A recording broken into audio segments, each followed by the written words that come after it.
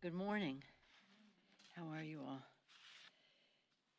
So much happening. Yesterday was 2 months since we passed the HEROES Act, as some of you are aware, who were with us as we observed that. Calling upon the President to activate the Defense Production Acts so that we can get the equipment we need. The President has made so many bad executive decisions. We wish he would make a good executive decision and do that. Observing his behavior, I have concluded that he is like the man who refuses to ask for directions. All of the answers are there. The scientists have the answers. We know that testing, tracing, treating, distancing, masking, sanitation can stop the spread of this virus. And yet the President continues to go down the wrong path and refuses to ask for directions from scientists who know better than any of us. So again, we observed that it was 2 months. In that period of time, 2 million more people, 2 million more Americans have become infected, for a total of 3.5 million people infected. Since that time, 50,000 more people have died, for a total of over 137,000. Tens of millions of people are still out of work, and UI benefits expire soon. And today we marked the 17th straight weeks of more than 1 million people filing for UI benefits. And we still don't have the needed testing and PPE. And the President refuses to use the full power of the Defense Production Act needed for reopening our schools, reopening our economy, and the rest. So many people have said, I've had a test, but it's taken me at least a week, or sometimes 2 weeks, in order to get the results. You know why? Because there's not enough equipment. So many people have said, I couldn't get a test because I was not qualifying with a disposition or precondition, whatever it is, an impending operation. You know why? Because there isn't enough equipment. So why, for what reason does the President not fully implement the defense bill? And in hospitals and in places that are giving care to people, there is not enough PPE, personal protective equipment. There is not enough equipment. But we could have it if the President executed the Defense Production Act. We called for it in the CARES Act yesterday. A number of our, not yesterday, the 14th, a number of our colleagues wrote to the Secretary of Defense and the Secretary of Health and Human Services and asked why was this, the DPA, the Defense, not used in the way that was called for in the legislation. An assessment of the amount of each of the categories that we need: PPE, diagnostic, serologic, and other COVID tests, treatment for COVID-19, other medical supplies and equipment, the list goes on. This is such a massive dereliction of duty. People are dying. And so what we are saying to the Senate, join us in asking the President to use executive action for good instead of ill, as he has done,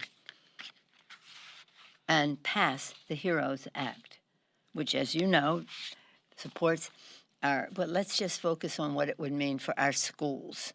Because across the country, the angst that people are reporting to us about the anxiety they have about their children, the decision as to whether to send their children to school. What does the president do? The negative. We're not going to give you money unless you open up. No, you give schools, money to open up. And that is precisely what we do in the HEROES Act. We have a $100 billion education stabilization fund specifically geared to the coronavirus. Quite frankly, with the time that has gone by and the attitude that the president has had, the negative attitude the president has had, we probably will need more money. We do have in the moving forward legislation that we passed, our infrastructure bill. We have another $100 billion for school construction. What was important even before coronavirus, it was about ventilation, it's about wiring, it's about getting rid of lead poisoning in the schools, it's about meeting all the needs of our students. We tell our children that education is important, that they must study for their own to reach their own personal aspirations and for the good of our country. But we send them a different message when we send them to schools that are not wired with the technology for them to learn properly and modernly, when there's lead poisoning that makes them sick and diminishes their capacity to learn, when the ventilation systems are such that it exacerbates the situation. And now, all of that exacerbated by the coronavirus. So if we add that, and then, of course, we have the resources to honor our heroes by supporting our state and local government. And much of what state and local government does is the education of our children. But they've had opportunity loss, their revenue loss because of the coronavirus, their revenue loss, their outlays of cost because of having to pay for coronavirus care, et cetera, has given them serious budget deficits. So let us honor our heroes by doing that. Let us open our schools and open our economy by testing, tracing, treating, isolation. These schools are saying they should be 6 feet apart, that's for sure. You're going to need fewer people in the classroom, so you need more space. Therefore, you need more teachers. And the president is saying, if you don't open up, we're going to deprive you of the 8-point-something% that the federal government provides to to schools in our country. State and local do over 90% of it, and they have, again, serious budget deficits because of the coronavirus. So, again, we need the DPA to open up schools, to open up the economy, and we need to help America's families. Actually, if you put it all together in our two packages, we have $230 billion specifically for the schools, and then we have nearly $1 trillion for state and local government, which I remind you is 1/2 of what they gave away in their tax break, 83% of the benefits going to the top 1%. So in any case, Mr. President, admit it, you've gone down the wrong path. Ask for direction. Ask for direction from our scientists who know better. They knew better. As we urge the President and the GOP Senate to get on it and help the American people, help our state and local governments by honoring our heroes, open up our economy and our schools by having the equipment needed to do it and the funds to facilitate that. Put money in the pockets of the American people. The time is running out on that. This is drastic. I know we keep saying this over and over, but it still persists, and the clock is running out on it. But as we urge them to do that, House Democrats are still working very hard for the people. This week, the Appropriations Committee has been marking up the fiscal year 2021 legislation, put us on track to have passed legislation to fund 96% of the government in July. For the second time in 2 years, we have been on schedule. We will pass those bills next week. They're being marked up this week and last week. We're holding nearly 30 hearings and markups, as we are here now, across committees, including Energy and Commerce markup yesterday, at this time, some of it yesterday, 30 health-related bills and hearings on COVID relief and vaccine pandemic preparedness, environmental justice in the era of COVID, and much more.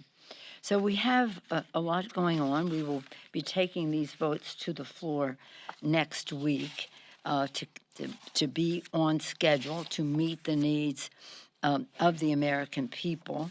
And again, the clock is ticking. The unemployment insurance will run out by the end of the month, even before the end of the month. We need to have the direct payments to people.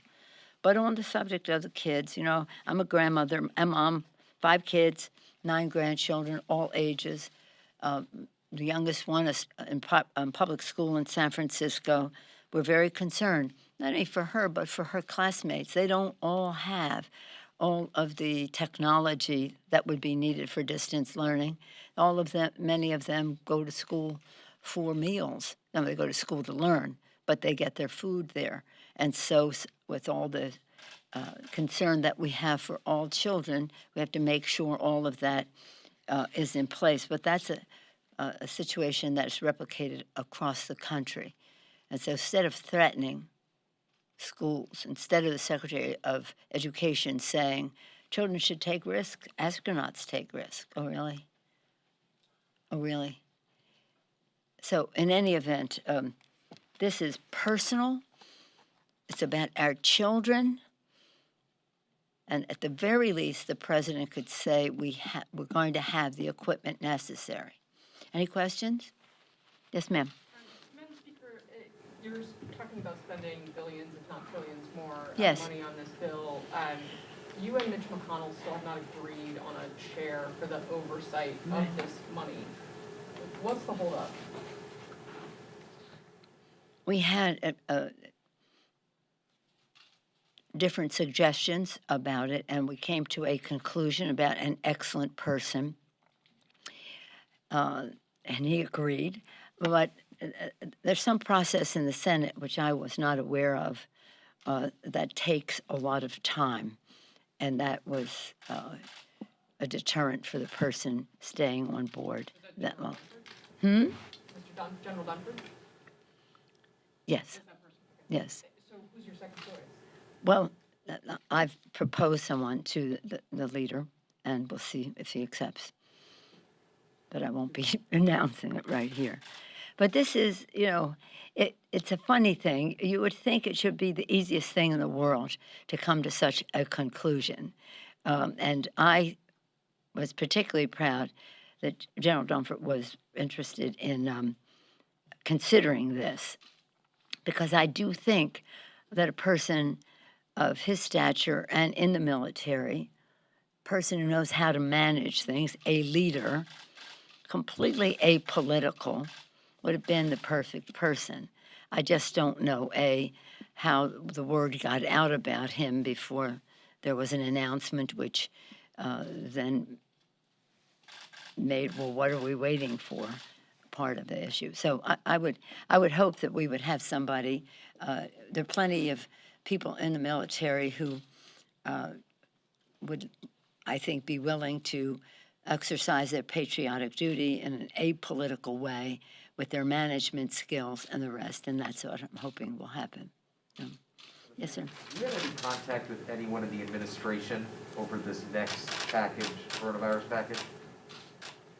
The everything in this package, except for, like, say, 95% of what is in this package is what we have had in previous bills. So nobody is being asked to vote for something they haven't voted for before. The one thing that is different is they have resisted in the past any strong OSHA standard. And that is absolutely essential for us to have to protect our workers at all times, but an intense, a strong, even stronger one at the time of coronavirus. So they know what they have to do. There is another piece that they have resisted, that is very urgent now. They resisted in the CARES, and it's very urgent now, and that is the assistance for renters. The moratorium is going to end or has ended in some places, and we really need to get that assistance. And that, not only do we have it in the HEROES Act, but a couple of weeks ago, we passed it on the floor of the House as a separate bill. $200 billion, $100 billion to help with renters, $75 billion in addressing the mortgage forbearance, foreclosure forbearance issue, and then the rest of it for homelessness and special rural housing programs and the rest. They really have to do this. This is very, very urgent. Now, that would be something they haven't voted for before, haven't supported before, as well as they haven't supported a strong worker protection OSHA standard. But other than that, they've supported state and local government, they've supported testing, they've supported direct payments, they've supported unemployment benefits. One time they even supported food stamps. They've resisted since then, even though people who've never been to a food line before, a food bank before, are in long lines to get in. You would think they'd have some sensitivity on emergency food initiatives, including SNAP, the food bank. So that would be one where they have resisted, but they have voted for it before. But have you spoken to Meadows or Mnuchin or anybody in the administration about what their feeling is? Well, we have conversations on individual things, and Republican senators have approached me about individual things. They know there's going to be a bill, and we first it was going to be no bill, and then it was going to be some little bill. Now it's 1.3. It's not enough. It's not enough. And when they say it's too expensive, how can they say such a thing when right now the Fed is just propping up the stock market? Stock market looks good, huh? Well, federal dollars are helping to make that happen. And that's okay, and that's a good thing for the economy. But we should have trillions of dollars to prop up workers. We've never seen anything like this. So on one subject or another, but it also just gets me that they say, oh, it's too expensive. $2 trillion, that's what they added to the deficit to pass their tax scam a couple years ago, which gave 83% of the benefits to the top 1%. I mean, they're like in a caste system mode. Whatever we can do at the top, that's what we really like to do. Perhaps it will trickle down. If it does, that would be good. If it doesn't, as they have said, so be it. But we have to make the fight, and we know that it will happen. They have to do unemployment insurance. Democrats and Republicans across the country are calling out for them to do the state and local. Republican mayors and county executives, governors, they need that money. They have outlays for coronavirus, and they have revenue loss because of coronavirus. So they'll be there, yes. Thank you, Madam Speaker. The administration and some Republicans are proposing the idea of back to work, return to work bonuses for employees. What's your thought on that, and would you consider including that in the next bill? I don't know if they know what they're talking about, so I can't really thoughtfully address what you just asked. But I will say this, testing. People do not want to risk their lives and that of their families by going to work that isn't safe. We can open the economy if we make it safe for people to go back to work. Are they going to pay people to risk their lives without any OSHA standard and the rest? People are not staying home. They want to work. They want to go to work in a safe place. So the direction that the president should be asking for is how do we open our economy to make it safe for people to go to work? And it is so self-evident. Anybody? Yes, sir. Madam Speaker, I have a question, and I have a colleague who has a second question, if you'll allow for that. Is that person here? No, they're not able to be here. One per outlet. Well, that's up to the rest of you. Do you want somebody who isn't here to have a question before you do? Yes, make. My question is just that, a few months ago, it was hard to predict that we would have such severe spikes, I guess, now in July. Other countries clearly have handled this in a way that we have not. Moving forward, if in the next couple of months we still don't have a full grasp on it, is there a point where trillions more in stimulus just becomes unsustainable? No, I mean, the point is if we don't invest the money now, it'll be much worse. If we don't invest in further testing and getting the equipment to do it, it will be worse. If we don't put money in the pockets of the American people with our direct payments and unemployment insurance, it will be much worse. If people are being fired at the state and local level, being healthcare workers, transit workers, teachers, sanitation workers, and the rest, it will be much worse. So this is what is about survival of our economy, and it is about spending the money in a way that brings us back. And don't take it from me, the chairman of the Fed, he even recommended state and local. He said, I called to Congress's attention state and local government. Really? We already have it in the HEROES Act. The Secretary of the Treasury knows that we have to do more to prop up our economy, or else it will be worse. It will be worse. Your next question? Did you want your... The president today is going to be talking about how his administration has been rolling back regulation over the past 4 years and helping Americans rise out of poverty. He's doing that from the White House today. I don't know. I'm sorry, I don't know what he's doing today. What's he doing today? So, today, the president is supposed to be talking about his administration rolling back regulation and helping Americans rise out of poverty. Okay. I'm not sure I if don't he'll know be what he's focusing- doing, but I want to COVID. tell you something. What he did this week in terms of NEPA and what Richard Nixon put in place to protect our environment and therefore the good health of the American people. Oh, some of the, shall we say, polluters were saluting it, but it was the wrong thing to do. So I don't know what specific danger to the environment or the health and well-being of America's families and workers he's considering today. But if it's anything like what he has been doing, that's most unfortunate.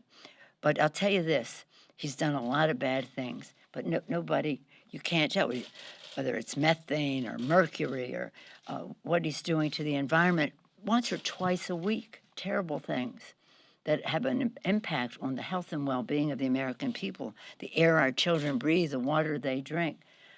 But what does he do but say, I got beans on my desk, and that's what people cover, instead of the danger that he is proposing to our country and his administration. He has the henchmen of the polluters in his cabinet, always has, and he's implementing an agenda that's he's going to rise up people from poverty by making them breathe foul air. I don't get it. Yes? Anyone else? Yes, sir. On unemployment, you mentioned that the benefit is going to end even before the 1st of August, the way that the system is structured. And yesterday you seemed to indicate some flexibility on the $600 figure that had been a demand of the Democrats. What would be an appropriate replacement for that $600 figure if you were to reduce that a little bit? No, I'm all for the $600. But again, what I said was the whole package will depend on the what we do also for direct payments, which are so essential. It may be hard for them to understand why they're so busy giving 83% of the benefits to the top 1% in our country, that people really do need this money. Baby needs a pair of shoes. This is urgent. They need to buy food. These are necessities. And when people use that money for necessities, They inject demand into the economy and create jobs. So it is a stimulus, but it's more than a stimulus. It is a necessity right now. So when they're giving away all this big money, and they worry about $600 for families who need it so desperately, it just makes you wonder, who are they here for? I always say, I haven't quoted him lately, maybe I have, St. Augustine, 1,700 years ago, 17 centuries ago, St. Augustine said, any government that is not formed to promote justice is just a bunch of thieves. This is about justice. It's so hard for people. They have so many challenges. Fear of catching a virus that could be deadly, but nonetheless debilitating, and have pre-existing condition challenges for them as they go forward. Economic insecurity that they have, uncertainty about their children going to school and is that safe, while the president is threatening to take away money from the poorest kids, by the way, in many cases. Title I, funding for children in economically disadvantaged areas. Separate from that, but including some of that, children with disabilities, homeless children. That's a chunk of what the federal government puts into it. So we're at a moment of making a judgment. Where is justice? Where's justice in the environment as they roll back environmental standards of clean air, clean water, which affect communities of color in a disproportionate way? Where's the justice of taking away funding from many of the poorest kids or children with disabilities to act like a big guy? Where's the justice in not having the testing of the coronavirus so that we can see, and the statistics, the data, so that we can see the disproportionate impact that it has on people of color, and it does? Where's the justice of them taking down the website, practically, I understand, of CDC so that we can see what the challenges are to hospitals and the rest, and then saying we're not going to have people report to the CDC, a scientific organization. We're going to have them report to the administration. And where is the transparency? What are they going to tell us about that? In one of the bills, the second PPP bill, when we put more testing in there, we required that they would have collect the data and report the data as to how especially communities of color were affected, because we didn't have much of that. And because that's a place where there hasn't been a commensurate amount of testing. The Hispanic community and the African American community. We're all Americans. We're all Americans, and everybody, and all of our children are important to us, all of our people are. And because we are Americans, we're going to beat this. But we have to beat it scientifically. And in order to do that, you have to believe in science, and you have to believe in governance. Now, our friend who asked the question about how they're going to lift up everybody out of poverty by taking away regulations probably would not like me to hear me say that they don't believe in governance. If you don't believe in governance and you don't believe in science, you don't want to do anything, and you don't have to because you don't have the data that you accept. So we're in a very critical place. I yearn for other Republican presidents. While we may have disagreed on many points, at least we had a shared commitment to the governance of our country. Richard Nixon signed the NEPA legislation. So in any case, I said yesterday, we're at another critical point, but this is getting to be, as I said to you, look at all the number of people. 50 million more people have died since they haven't taken up the bill, and a large number more have